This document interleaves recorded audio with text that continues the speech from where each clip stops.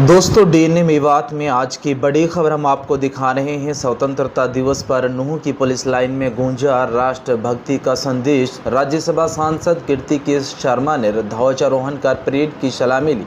जिलावासियों को दी स्वतंत्रता दिवस की शुभकामनाएं। विकसित भारत के साथ विकसित हरियाणा के संकल्प को आगे बढ़ाने का किया आह्वान। आपको बता दें, राज्यसभा सांसद कीर्ति शर्मा ने कहा कि प्रधानमंत्री श्री नरेंद्र मोदी द्वारा राष्ट्रव्यापी नशा मुक्त युवा फॉर विकसित भारत संकल्प अभियान का हाल ही में शुभारंभ किया गया, जिसके तहत देश भर में 28,000 से अधिक स्थानों पर करोड़ों युवाओं ने नशा मुक्त व विकसित भारत के निर्माण का संकल्प लिया। हरियाणा सरकार युवाओं और समाज को साथ लेकर नशे के खिलाफ व्यापक जागरूकता स्तर पर अभियान चलाएगी। सरकार का संकल्प है नशा मुक्त युवा, स्वास्थ्य, परिवार और विकसित हरियाणा। राज्यसभा सांसद कीर्ति शर्मा ने यह जानकारी नूंह स्थित पुलिस लाइन में आयोजित जिला स्तरीय स्वतंत्रता दिवस समारोह में बतौर मुख्य अतिथि जिलावासियों को अपने संबोधन के दौरान दी। इससे पहले उन्होंने राष्ट्रीय ध्वज फहराकर भव्य मार्च पास्ट की सलामी भी ली। उन्होंने जिलावासियों को स्वतंत्रता दिवस व हरियाली तीज की शुभकामनाएं देते हुए कहा कि आज का दिन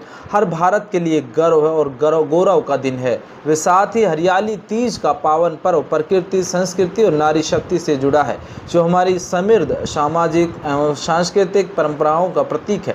राज्यसभा सांसद ने देश की एकता, अखंडता और संप्रभुता की रक्षा करते हुए अपने प्राणों का बलिदान देने वाले वीर जवानों को शहीदी स्मारक पर जाकर श्रद्धांजलि भी अर्पित की। उन्होंने कहा कि प्रधानमंत्री श्री नरेंद्र मोदी के नेतृत्व में भारत आत्मनिर्भरता और आर्थिक विकास की दिशा में तेजी से आगे बढ़ रहा है। इसी सोच के अनुरूप हरियाणा सरकार विकसित भारत के साथ विकसित हरियाणा के संकल्प को आगे बढ़ा रही है।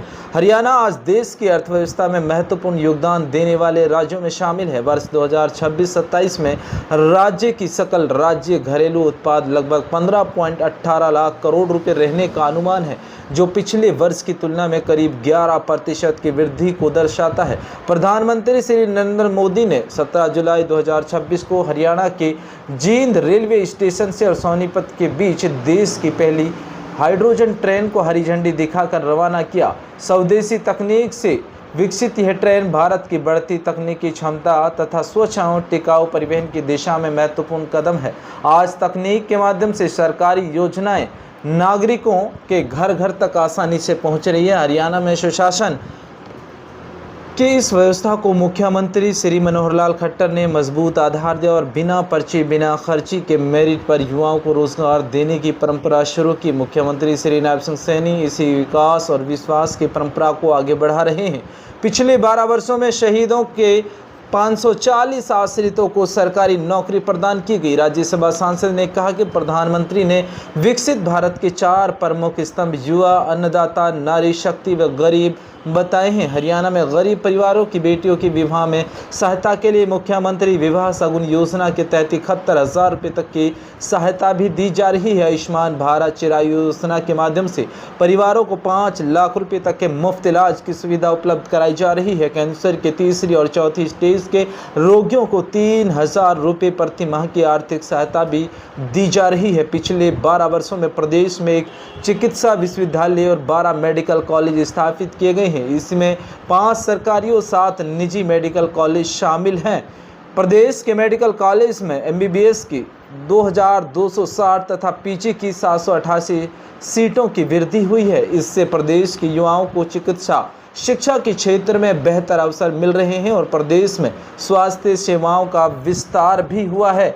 आपको बता दें, उन्होंने कहा है कि किसानों का उल्लेख करते हुए कहा कि हरियाणा देश का पहला राज्य है जहां 24 फसलों की न्यूनतम समर्थन मूल्य पर खरीद लागू की गई है। गेहूं, सरसों, सूरजमुखी, मसूर, धान, ज्वार, बाजरा, गन्ना, कपास और चना सहित विभिन्न फसलों की एमएसपी पर खरीद से किसानों को उनकी उपज का उचित मूल्य सुनिश्चित करने में मदद मिली है।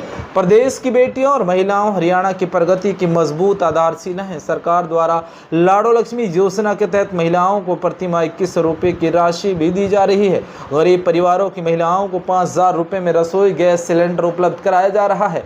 युवाओं को देश की सबसे बड़ी ताकत बताते हुए उन्होंने कहा कि आज के युवा ही वर्ष 2047 में भारत को विकसित राष्ट्र बनाने की यात्रा का नेतृत्व करेंगे। विकसित भारत 2047 की यात्रा का नेतृत्व युवाओं की इसी महत्वपूर्ण भूमिका को दर्शाती है। खेलों में हरियाणा के खिलाड़ियों की उपलब्धियों की सराहना करते हुए उन्होंने कहा कि हाल ही में संपन्न ग्लासगो कॉमनवेल्थ में भारतीय दल ने शानदार प्रदर्शन करते हुए 13 स्वर्ण, 17 रजत, 9 कांस्य सहित कुल 39 पदक जीते हैं। हरियाणा के खिलाड़ियों ने 10 पदक जीते, जिनमें 7 स्वर्ण पदक शामिल हैं। प्रदेश की बेटियों ने 5 स्वर्ण पदक जीतकर हरियाणा का गौरव बढ़ाया है। उन्होंने सभी खिलाड़ियों, कोच और उनके परिवारों को भी बधाई दी। आप लोग देख रहे थे नूह मेवात से मौज खान की रिपोर्ट।